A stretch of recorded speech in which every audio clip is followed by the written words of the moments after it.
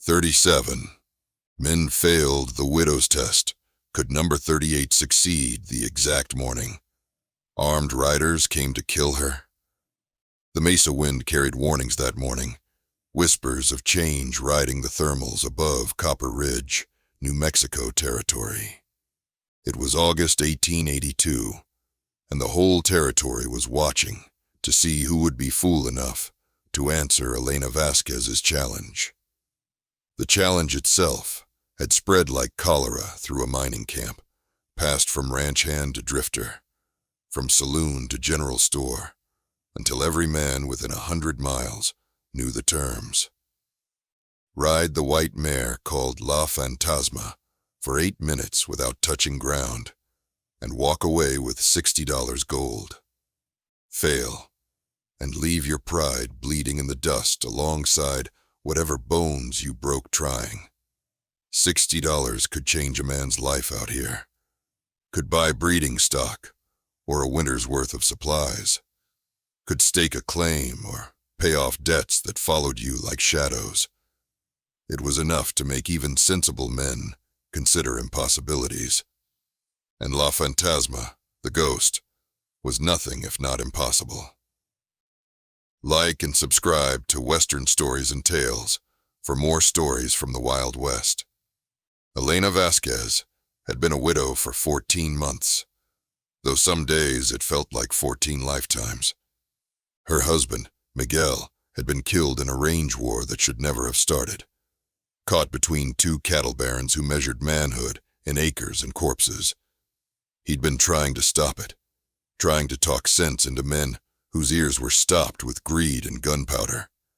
They'd found him 3 miles from home with 2 bullets in his back and his horse standing guard over his body like some kind of 4-legged angel, refusing to abandon its post. The white mare had been Miguel's last gift to her, purchased 2 weeks before he died from a Comanche horse trader who swore the animal had never been broken because she chose her riders rather than submitting to them. Miguel had laughed at that, said it reminded him of Elena herself, wild and beautiful, and utterly unwilling to be tamed by convention or expectation. He'd ridden her once, just once, the day before he died. Elena had watched from the corral fence as man and horse moved together, like water finding its course, natural and inevitable, and somehow holy.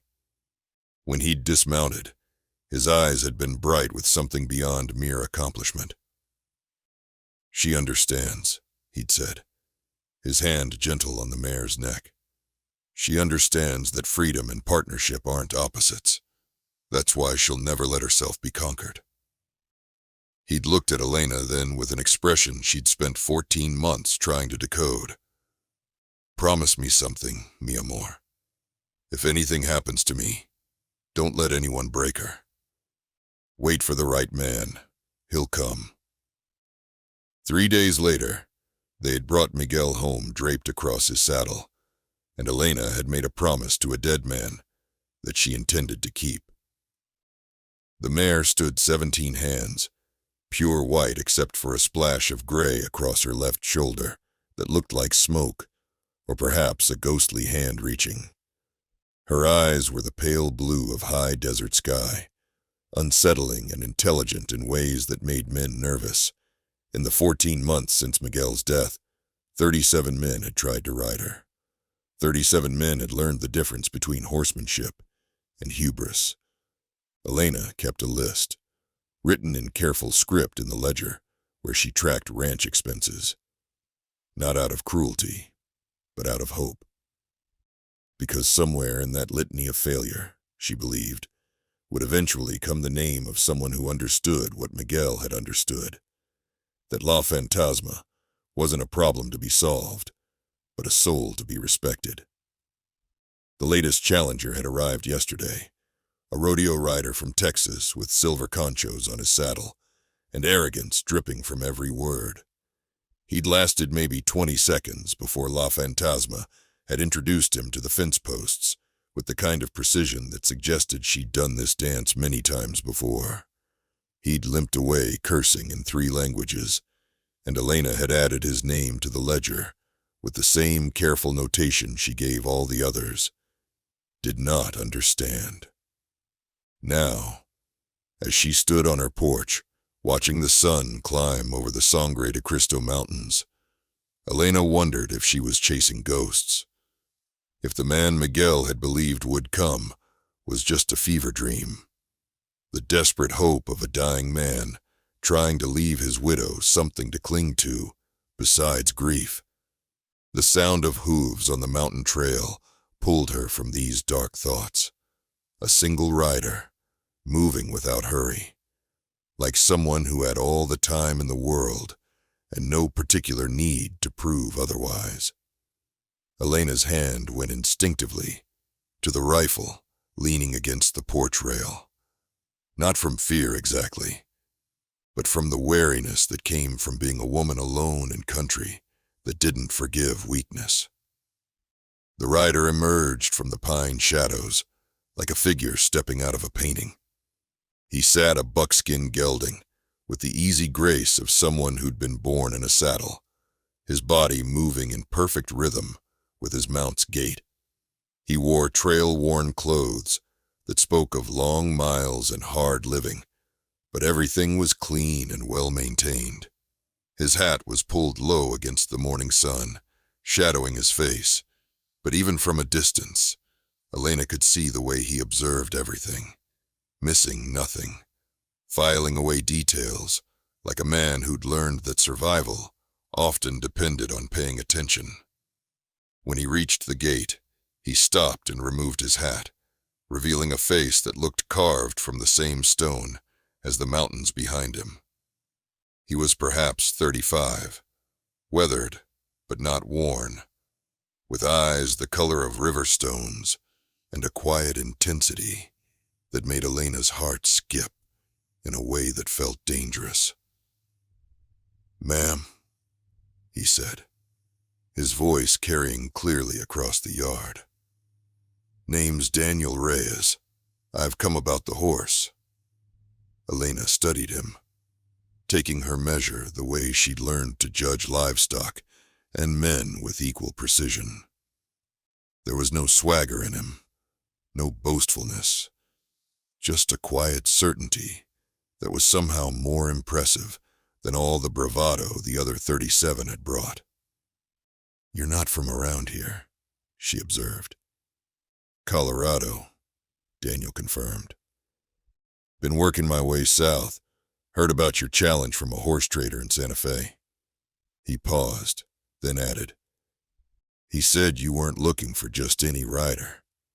Said you were looking for someone specific. And you think you're that someone?" Elena heard the edge in her own voice, the bitterness born of too many failures, too many broken promises. "No, ma'am," Daniel said, and his honesty surprised her. "I don't think anything, but I'd like the chance to find out." He dismounted with fluid grace, led his gelding to the water trough, and only after the horse had drunk did he take water for himself. The small gesture told Elena more about him than any amount of words could have. "You have a name for her?" he asked, nodding toward the corral where La Fantasma stood watching them with those unsettling pale eyes. "La Fantasma, the ghost. Because she's white?" "Because she haunts people," Elena said flatly. 37 men have tried to ride her. 37 men have failed. Some of them are still recovering. Daniel moved toward the corral with the unhurried patience of water finding its level. He didn't climb the fence or make any sudden moves, just stood at the rails and observed. La Fantasma observed him right back, her ears forward, her entire body language suggesting interest rather than hostility. "She's beautiful," Daniel said quietly, "like morning mist made solid." "She's dangerous," Elena corrected, but something in her chest loosened at the reverence in his voice. Most beautiful things are. Daniel's eyes never left the mare. My wife used to say that anything worth having would test you first. Make sure you were serious. Elena heard the past tense, recognized the weight behind it. She died? Childbirth. 2 years ago. Baby didn't make it either. Daniel's voice was carefully neutral, but Elena heard the ocean of grief beneath the surface. I've been drifting since, trying to find something that felt worth staying for. They stood in silence for a long moment. Two people who understood loss watching a horse, who understood freedom. The rules are simple, Elena said finally. 8 minutes in the saddle without being thrown. You succeed, you get $60. You fail, you leave and don't come back. I won't have men returning to try again once they've proven they don't understand. That's fair. Daniel turned to look at her directly, and Elena felt the full force of his attention, like sunlight through a magnifying glass. But I need to ask something first. This isn't just about money for you, is it? You're looking for something specific. Elena felt exposed under his gaze, like he could see past all her carefully constructed defenses to the raw hope and fear beneath. My husband rode her once, the day before he died. He said she'd only accept the right man, someone who understood partnership over dominance. I made him a promise to wait for that man. And if that man never comes, then she stays free, Elena said fiercely. Better to be alone and wild than broken and obedient. Daniel's smile was small and sad and knowing. Sounds like you're talking about more than just the horse. Before Elena could respond, a commotion erupted from the direction of the main road. 3 riders appeared, moving fast, and Elena's stomach dropped when she recognized the lead rider. Cole Brennan, foreman for the Hayes cattle operation, the same operation that had been buying up every small ranch in the territory through intimidation and violence, the same operation that had killed Miguel when he'd refused to sell. Brennan was a big man, all muscle and mean, with a face like weathered saddle leather, and eyes that measured everything in terms of what it could get him. He pulled his horse to a dramatic stop in front of the house, raising dust deliberately. "Mrs. Vasquez," he said, his tone suggesting the respectful address was purely performative. "Mr. Hayes sent me with a message. His offer stands for another 48 hours. After that, things might get complicated."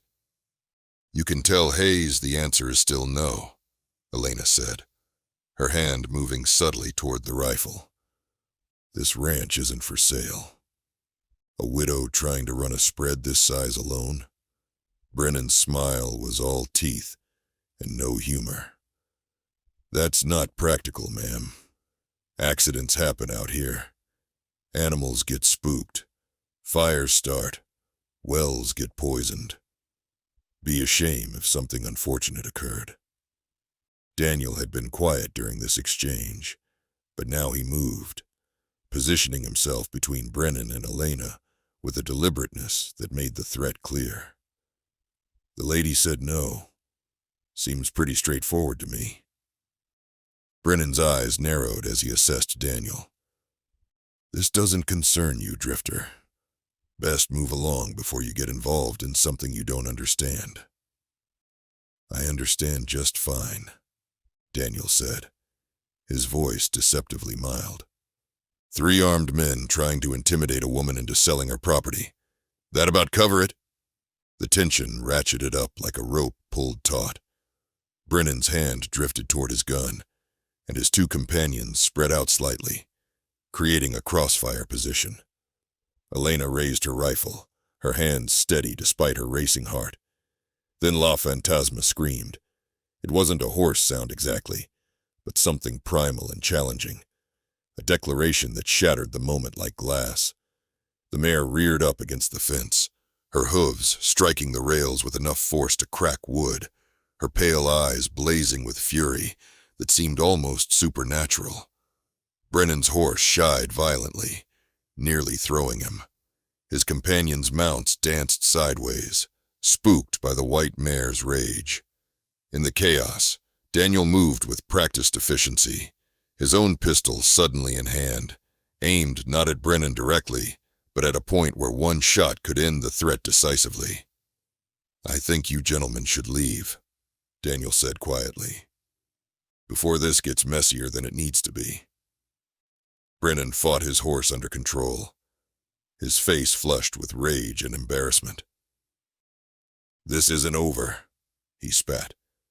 "You've got 48 hours, Mrs. Vasquez. After that, Hayes takes what's his."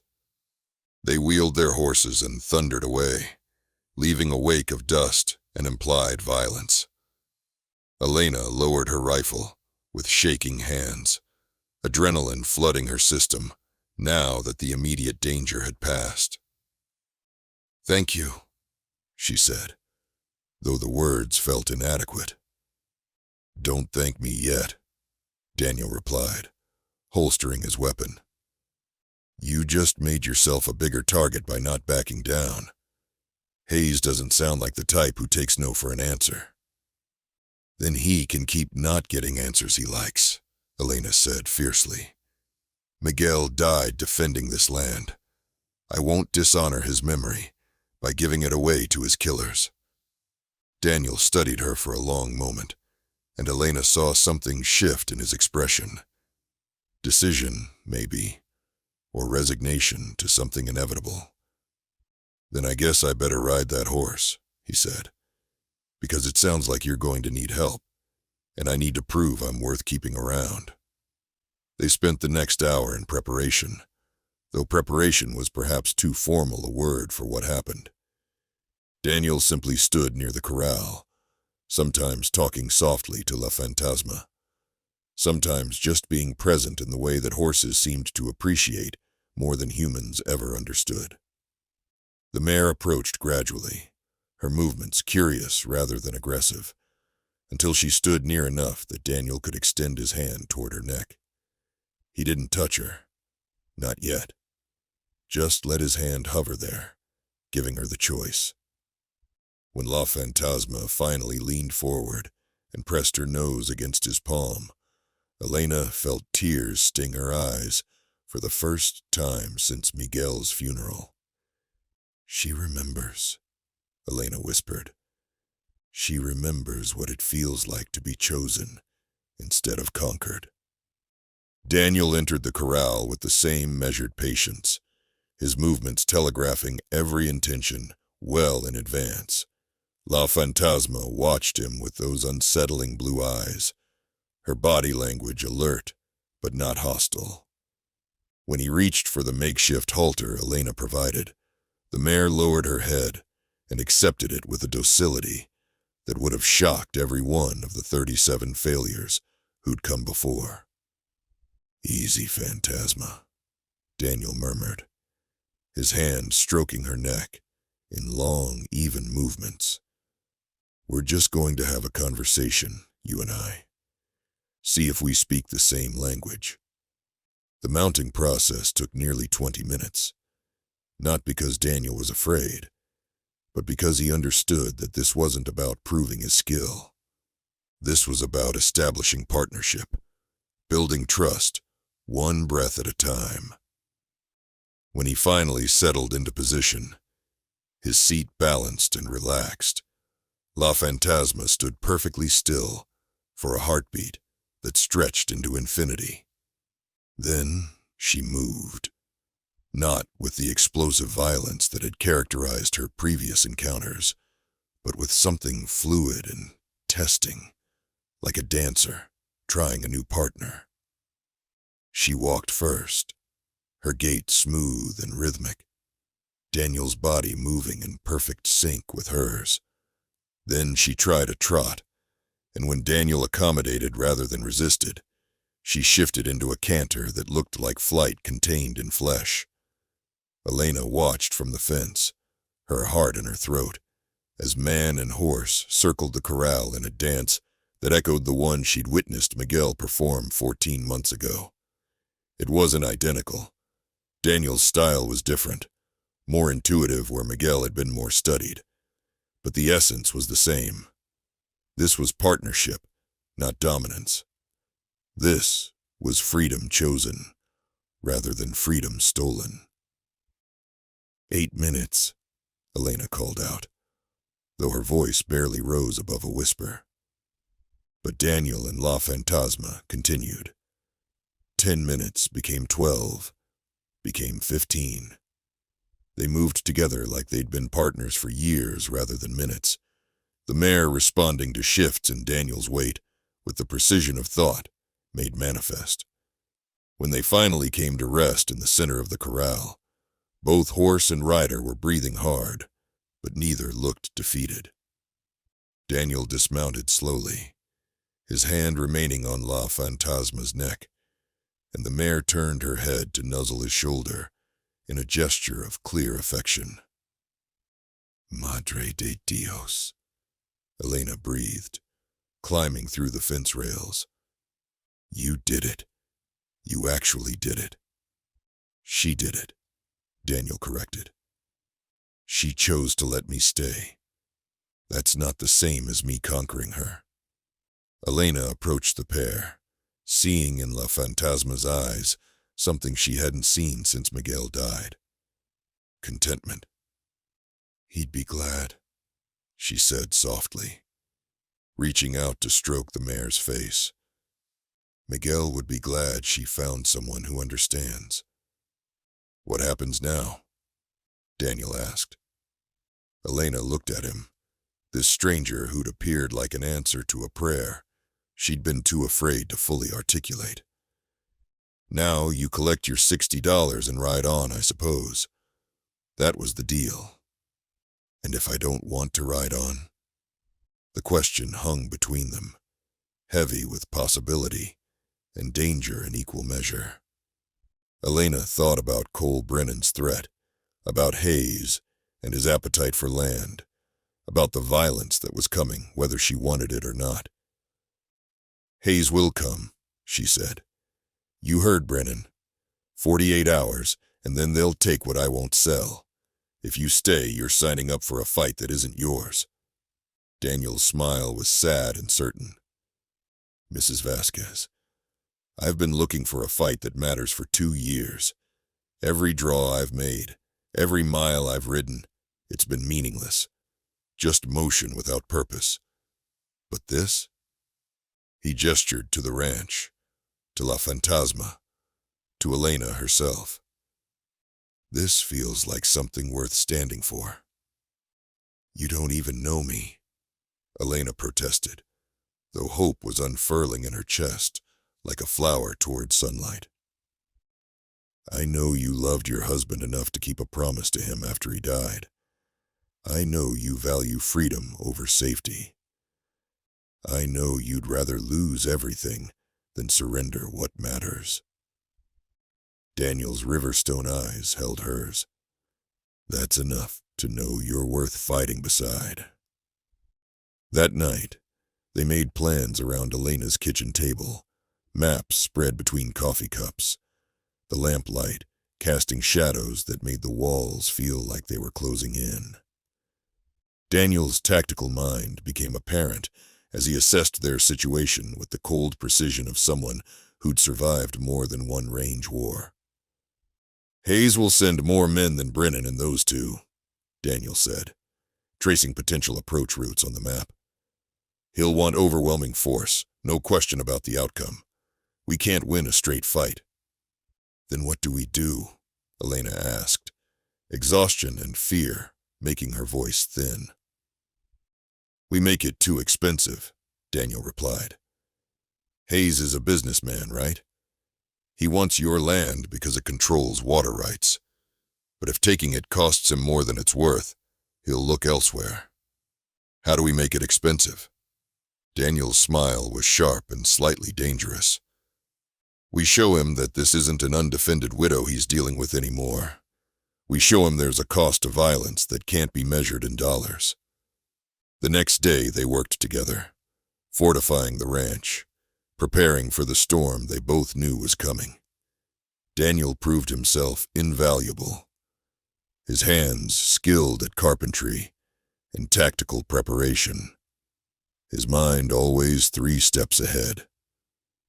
But it was the moments between the work that spoke loudest about what was growing between them. The shared glances that lasted a heartbeat too long. The accidental touches that sent electricity through Elena's body. The conversations that started about strategy and ended up revealing wounds and dreams in equal measure. "I loved my wife," Daniel said one evening as they sat on the porch watching sunset paint the mountains crimson. "Loved her so much that when she died, I thought I'd died too. Took me a long time to realize I was still breathing, still taking up space in the world. Longer still to figure out that maybe that meant something." "I feel guilty," Elena admitted. "When I look at you and feel something beyond gratitude, like I'm betraying Miguel by considering that maybe there could be something more." "Miguel told you to wait for the right man," Daniel pointed out gently. "Maybe he knew that loving him didn't mean you had to stop loving entirely. Maybe he wanted you to find someone who could help carry the weight." The attack came at dawn on the second day, exactly as Daniel had predicted. 12 riders this time, armed and determined, Cole Brennan at their head. They came expecting an easy victory, a frightened widow and maybe a drifter who'd thought better of his heroic impulses. What they found instead was a prepared defense and 2 people who'd decided that some things were worth fighting for. Consequences be damned. The battle was brief and brutal. Daniel's pistol work was surgical, each shot placed with lethal precision. Elena's rifle sang from the house, its reports echoing off the mountains like declarations of war. And in the corral, La Fantasma screamed her own fury. A white demon, backing their play with hooves that shattered bone when Brennan tried to circle around. When the smoke cleared, 3 of Hayes's men were dead, 5 were wounded, and the rest were in full retreat. Brennan himself rode away with a shattered arm, leaving blood in the dust, and the knowledge that this particular acquisition would cost more than Hayes was willing to pay. Daniel stood in the yard, powder smoke still rising from his pistol, and looked at Elena with eyes that had seen too much death, but refused to become dead themselves. "It's over," he said. "Hayes won't come back. Not for a while, at least." Elena sagged against the porch rail, adrenaline draining away and leaving exhaustion in its wake. "You could have died for a stranger's land."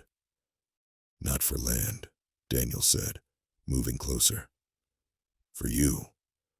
For the promise that maybe broken things can be repaired. For the idea that maybe I haven't used up all my chances at mattering." The kiss was inevitable, fierce and desperate, and full of the knowledge that they'd both been ghosts for too long, haunting their own ways instead of living them. When they broke apart, the sun was fully up, painting everything in shades of gold that suggested new beginnings.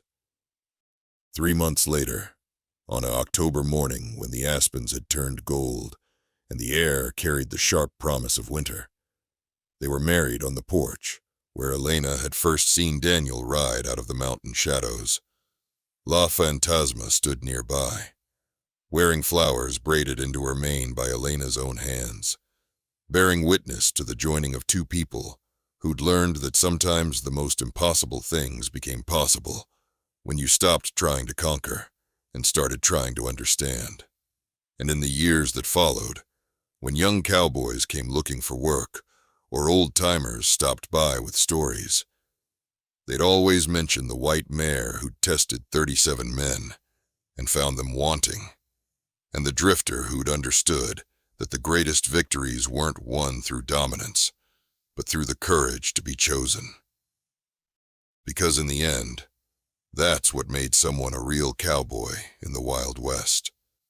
Not the fastest draw or the steadiest hand, but the wisdom to recognize that some things, horses, land, hearts, could only be earned through respect, patience, and the willingness to prove yourself worthy of the trust they offered.